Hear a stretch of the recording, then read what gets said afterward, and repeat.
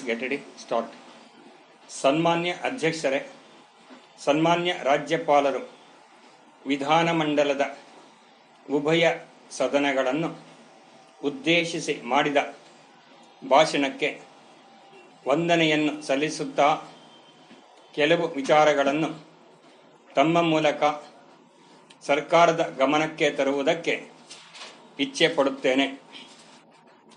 ಕರ್ನಾಟಕದ ಜನತೆ ಶಾಂತಿ ಮತ್ತು ಕೋಮು ಸೌಹಾರ್ದತೆಗೆ ಹೆಸರಾದವರು.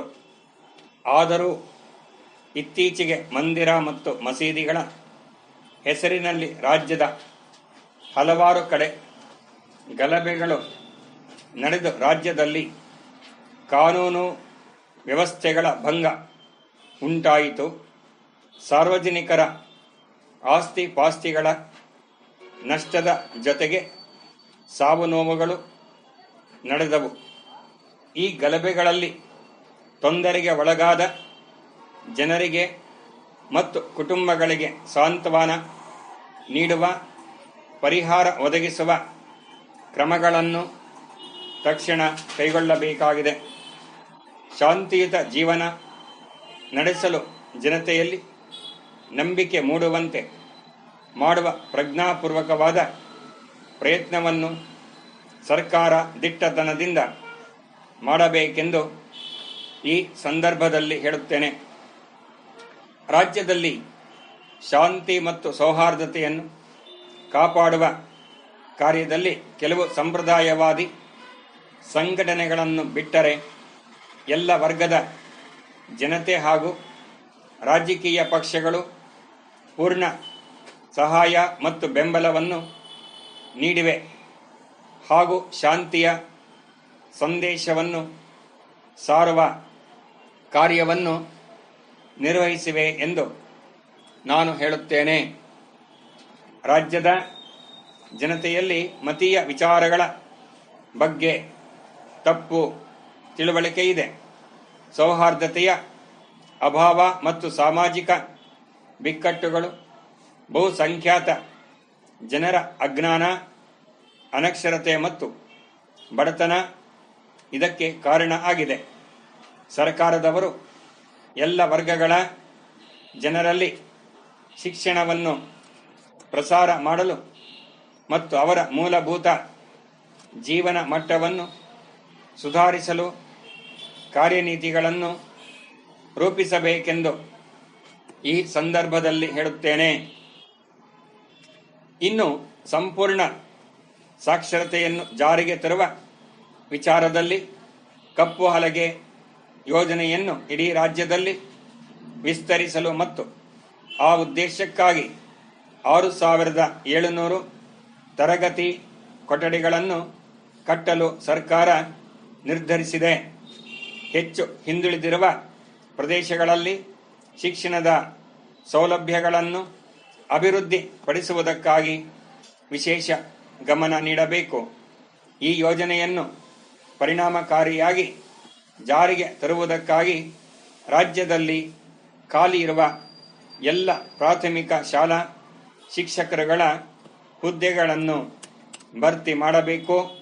ಶಿಕ್ಷಣದ ಗುಣಮಟ್ಟವನ್ನು ಬಲಪಡಿಸುವ ದೃಷ್ಟಿಯಿಂದ ಹೊಸ ಪಠ್ಯಪುಸ್ತಕಗಳನ್ನು ಅಳವಡಿಸಬೇಕು.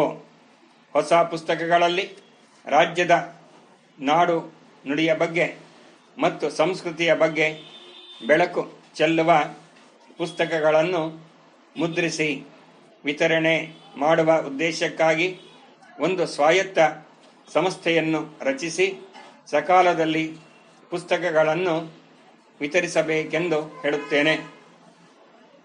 ಹಂಪೆಯಲ್ಲಿ ಕನ್ನಡ ವಿಶ್ವವಿದ್ಯಾನಿಲಯವನ್ನು ಸ್ಥಾಪಿಸುವ ವಿಚಾರದಲ್ಲಿ ಸರ್ಕಾರ ಈಗಾಗಲೇ ಕಾರ್ಯಕ್ರಮಗಳನ್ನು ರೂಪಿಸಿಕೊಂಡಿದೆ.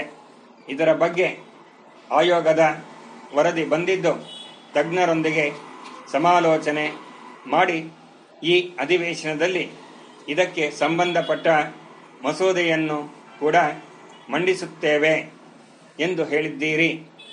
ಬರುವ ವರ್ಷದಿಂದಲೇ ವಿಶ್ವವಿದ್ಯಾನಿಲಯವನ್ನು ಪ್ರಾರಂಭಿಸಿ ಸಂಶೋಧನೆಗೆ ಹೆಚ್ಚು ಪ್ರಾಧಾನ್ಯತೆ ನೀಡಬೇಕು. ಅಲ್ಲದೆ ಗ್ರಾಮೀಣ ಪ್ರದೇಶಗಳಲ್ಲಿರುವ ಕಲೆಗಳ ಬಗ್ಗೆ, ಗುಡಿ ಕೈಗಾರಿಕೆಗಳ ಬಗ್ಗೆ ಹೆಚ್ಚು ಪ್ರೋತ್ಸಾಹ ಮತ್ತು ಅವುಗಳ ಬಗ್ಗೆ ಸಂಶೋಧನೆಗೆ ಅವಕಾಶ ಮಾಡಿಕೊಟ್ಟು ಈ ವಿಶ್ವವಿದ್ಯಾನಿಲಯವನ್ನು ಮಾದರಿ ವಿಶ್ವವಿದ್ಯಾನಿಲಯವನ್ನಾಗಿ ಮಾಡಬೇಕೆಂದು ನಾನು ಸರ್ಕಾರವನ್ನು ಒತ್ತಾಯಿಸುತ್ತೇನೆ. ರಾಜ್ಯದಲ್ಲಿರುವ ಅಪಾರವಾದ ನೈಸರ್ಗಿಕ ಸಂಪನ್ಮೂಲಗಳನ್ನು ಸಮರ್ಪಕವಾಗಿ ಉಪಯೋಗಿಸಿಕೊಂಡು ನಿರಂತರ ಉದ್ಯೋಗಗಳನ್ನು ಒದಗಿಸಿಕೊಟ್ಟು ವಿದ್ಯಾವಂತ ನಿರುದ್ಯೋಗಿಗಳ ಜೀವನ ಮಟ್ಟವನ್ನು ಉತ್ತಮ ಪಡಿಸುವಂಥ ಶಾಶ್ವತ ಯೋಜನೆಗಳನ್ನು ಜಾರಿಗೆ ತರಬೇಕಾಗಿದೆ. ಈ ಗುರಿಯನ್ನು ಸಾಧಿಸುವ ಸಲುವಾಗಿ ರಾಜ್ಯದ ಹಣಕಾಸಿನ ಮತ್ತು ಕೈಗಾರಿಕಾ ನೀತಿಯನ್ನು ಬದಲಾವಣೆ ಮಾಡಬೇಕೆಂದು ಹೇಳುತ್ತೇನೆ. ಜೊತೆಗೆ ಗ್ರಾಮೀಣ ಪ್ರದೇಶಗಳ ಜನತೆಯ ಅನುಕೂಲಕ್ಕಾಗಿ ಸ್ಥಳೀಯವಾಗಿ ದೊರೆಯುವ ಕಚ್ಚಾ ಪದಾರ್ಥಗಳನ್ನು ಬಳಸಿಕೊಂಡು ಕೈಗಾರಿಕೆಗಳನ್ನು ಸ್ಥಾಪಿಸಲು ಧನ ಸಹಾಯ ನೀಡಬೇಕೆಂದು ಸೂಚಿಸುತ್ತೇನೆ. ಡಾಕ್ಟರ್ ಸರೋಜಿನಿ ಮಹಿಷಿ ಸಮಿತಿ ಶಿಫಾರಸು ಜಾರಿಗೆ ತಂದು ಕೇಂದ್ರ, ರಾಜ್ಯ ಹಾಗೂ ಖಾಸಗಿ ಉದ್ದಿಮೆಗಳಲ್ಲಿ ಕನ್ನಡಿಗರಿಗೆ ಉದ್ಯೋಗವನ್ನು ಒದಗಿಸಿಕೊಡಬೇಕೆಂದು ಹೇಳಿ ತಮಗೆ ವಂದಿಸಿ ನನ್ನ ಮಾತುಗಳನ್ನು ಮುಗಿಸುತ್ತೇನೆ. ಮಂಡಲ್ ಪಂಚಾಯಿತಿ ಕಾರ್ಯದರ್ಶಿಗಳಿಗೆ 8ನೇ ಫೆಬ್ರವರಿ 1993. ಮಾನ್ಯರೇ, ಕರ್ನಾಟಕ ರಾಜ್ಯದಲ್ಲಿ ಅಧಿಕಾರ ವಿಕೇಂದ್ರೀಕರಣದ ಸಿದ್ಧಾಂತವನ್ನು ಗಮನದಲ್ಲಿಟ್ಟುಕೊಂಡು ಜಿಲ್ಲಾ ಪರಿಷತ್ತುಗಳು ಮತ್ತು ಮಂಡಲ್ ಪಂಚಾಯಿತಿಗಳು ಅಸ್ತಿತ್ವಕ್ಕೆ ಬಂದು ಜನಗಳಿಂದ ಚುನಾಯಿತರಾದ ಪ್ರತಿನಿಧಿಗಳು ಹಳ್ಳಿ ಮಟ್ಟದಲ್ಲಿ ನೇರವಾಗಿ ಅಧಿಕಾರ ಹೊಂದಿ ಜನತೆಯ ಸೇವೆ ಮಾಡುವ ಅವಕಾಶ ದೊರಕಿ 2 ವರ್ಷಗಳು ಮುಗಿಯುತ್ತಾ ಬಂದವು. ಜನತಾ ಪ್ರತಿನಿಧಿಗಳ ಅಭಿಪ್ರಾಯಗಳನ್ನು ಗಮನಿಸಿ ಗ್ರಾಮೀಣ ಜನತೆಗೆ ಹೆಚ್ಚು ಪರಿಣಾಮಕಾರಿಯಾಗಿ ಸೇವೆ ಸಲ್ಲಿಸುವ ಸದವಕಾಶ ತಮಗೆ ದೊರಕಿರುವುದು ತುಂಬ ಶ್ಲಾಘನೀಯ. ಪ್ರತಿಯೊಂದು ಗ್ರಾಮಗಳ ಬಗ್ಗೆ ಮತ್ತು ಅಲ್ಲಿನ ಅವಶ್ಯಕತೆಗಳ ಬಗ್ಗೆ ಯೋಜನೆಗಳನ್ನು ತಯಾರಿಸಿ ಅವುಗಳ ಅನುಮೋದನೆಗಾಗಿ ಸಕಾಲದಲ್ಲಿ ಜಿಲ್ಲಾ ಪರಿಷತ್ತಿಗೆ ಕಳುಹಿಸಿಕೊಡುವ ಗುರುತರವಾದ ಜವಾಬ್ದಾರಿಯೂ ತಮ್ಮ ಮೇಲೆ ಇದೆ. ಜನತೆಯ ಸಮಸ್ಯೆಗಳಿಗೆ ಸ್ಪಂದಿಸಿ ಸರ್ಕಾರ ರೂಪಿಸಿರುವ ಎಲ್ಲ ಯೋಜನೆಗಳನ್ನು ಜಾರಿಗೆ ತರುವ ಪ್ರಯತ್ನ ಮಾಡಿ ಯೋಜನೆಗಳ ಪ್ರಗತಿಯ ಬಗ್ಗೆ ಸರ್ಕಾರಕ್ಕೆ ಪ್ರತಿ ತಿಂಗಳು ವರದಿಗಳನ್ನು ಕಡ್ಡಾಯವಾಗಿ ಕಳುಹಿಸುವುದು. ಇದಕ್ಕೆ ತಪ್ಪಿದಲ್ಲಿ ಕಾನೂನು ಪ್ರಕಾರ ಶಿಸ್ತಿನ ಕ್ರಮ ಕೈಗೊಳ್ಳಲಾಗುವುದು. ಅಲ್ಲದೆ ತಮ್ಮ ಉದಾಸೀನ ಭಾವನೆಯನ್ನು ಗಂಭೀರವಾಗಿ ಪರಿಗಣಿಸಲಾಗುವುದು.